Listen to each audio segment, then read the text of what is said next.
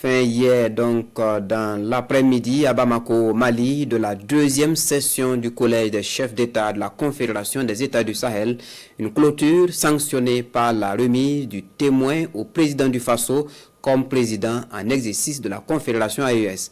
Elle a été marquée par la lecture du communiqué final, mais le clou de la cérémonie de clôture reste donc dominé par les discours des présidents sortants et entrants de la Confédération.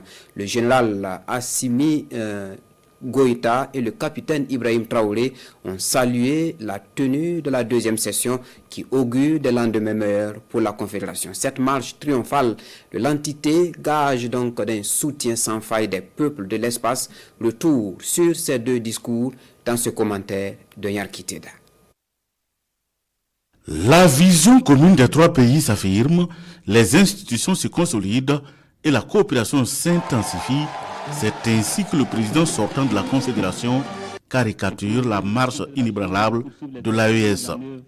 Pour le général d'armée Assimi Goïta, en un an déjà, et en plus de la définition des politiques et programmes communs, des résultats concrets sont enregistrés, en témoigne l'inauguration de la Banque confédérale et la télévision de l'AES. Les instruments vont contribuer sans nul doute à renforcer notre souveraineté financière, à promouvoir notre identité culturelle et à valoriser notre vision commune sur la scène africaine et internationale.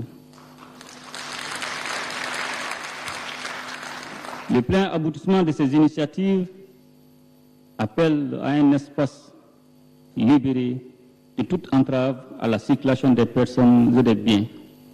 Objectif désormais en voie de réalisation au sein de l'AES, matérialisé par la mise en circulation du passeport et de la carte biométrique AES. La libre circulation des personnes et de leurs biens dans la paix et la sécurité est possible grâce à la vaillance des forces engagées sur le théâtre des opérations. Elles contiennent avec honneur, bravoure et avec perspicacité les assauts répétés des groupes armés terroristes et de leur soutien. Aujourd'hui, nous pouvons le dire avec force, la paix a changé de camp.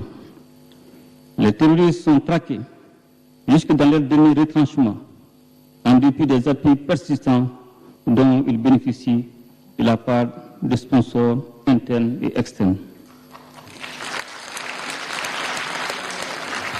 La création de la force unifiée est constituée à cet égard l'une des manifestations les plus éloquentes de notre volonté commune de mutualiser nos efforts et de relever ensemble les défis sécuritaires dans un contexte régional exigeant. Au regard de cette exigence, il appelle de tous ses voeux les peuples des trois pays à garder toujours la même mobilisation derrière leurs dirigeants pour prendre en main leur destin et d'affirmer leur souveraineté pleine et entière. L'unité et l'intégrité des territoires feront de l'AES un espace solide, viable et autonome dans la sous-région, réaffirme le président entrant de la Confédération. Le capitaine Ibrahim Traoré loue le travail de son prédécesseur, un travail soutenu de bout en bout par les dirigeants, mais aussi les peuples des trois pays. Merci pour ce combat, merci pour ce sacrifice, merci pour toute la lutte pour faire reconnaître notre confédération à tous les sceptiques qui n'ont pas voulu l'accepter au début. Et continuer ainsi parce que de grands défis nous attendent. Nous avons été intégrés certainement dans certaines organisations, comme le général Tchani l'a dit, inutiles. Nous allons voir comment nous retirer de ces organisations inutiles et nous concentrer sur l'essentiel.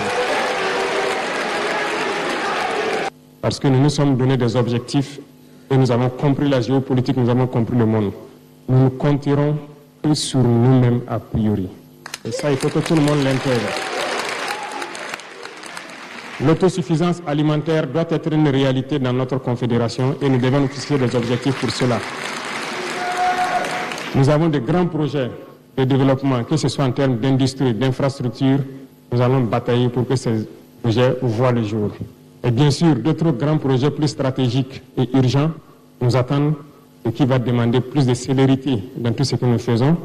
Et c'est ce qui est attendu par tout un chacun ici et tous les peuples de la Confédération. Le rythme sera donc soutenu. Le président de la Confédération de l'AES invite les différents gouvernements, les institutions et les structures techniques au travail.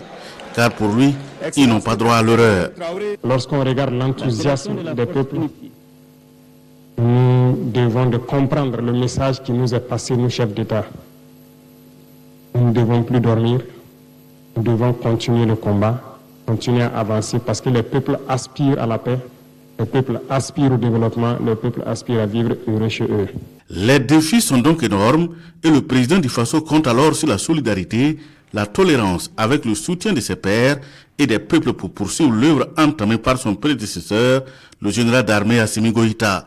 Pour le président Goïta, l'engagement et la détermination du capitaine Ibrahim Traoré sont des atouts majeurs pour faire rayonner l'hymne et le drapeau de l'AES en Afrique et dans le monde. Le président Ibrahim Traoré quitte Bamako, les épaules bien chargées, et promet ceci. Nous promettons de ne pas vous décevoir, de ne pas décevoir le peuple de l'AES. La patrie ou la mort, nous vaincrons. Merci.